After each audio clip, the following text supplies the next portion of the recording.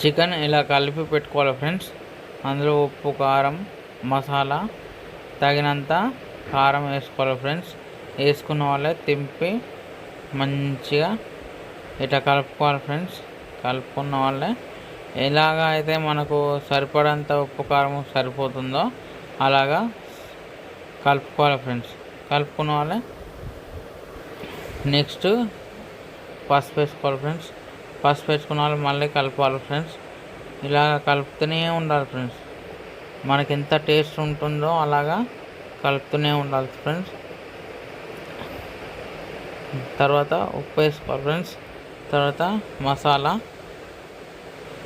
అలాగా కలుపుతూనే ఉండాలి ఫ్రెండ్స్. మనకు ఎంత మంచిగా ఉంటుందో దాన్ని బట్టి మసాలాలు వేసుకోవాలి ఫ్రెండ్స్. ఎందుకంటే ఇది మన ఫస్ట్ వీడియో కాబట్టి దాన్ని బట్టి అన్ని మసాలాలు వేసుకొని కొత్తిమీర, పచ్చిమిర్చి అన్నీ వేసుకొని మంచిగా కలుపుకోవాలి ఫ్రెండ్స్. కలుపుకున్న వాళ్ళే ఎలాగైతే మనము మంచిగా ఏదంటే అది మనకు నచ్చిందో అంటే మనకు నచ్చినట్టు అట్లా. ఏంటంటే మన ఫస్ట్ వీడియో కాబట్టి కొంచెం కింద మీద అయితే ఫ్రెండ్స్ ఏమనుకోకండి.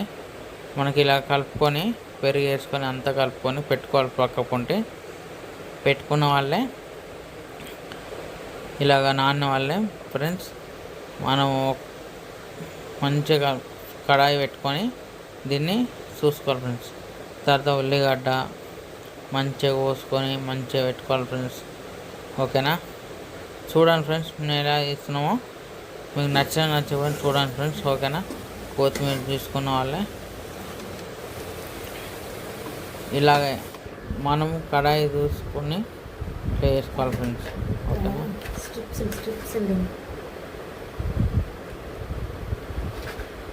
రైస్ తీసుకొని ఇలాగా మనం నానబెట్టిన బియ్యంలో ఇలా వేసుకోవాలి ఫ్రెండ్స్.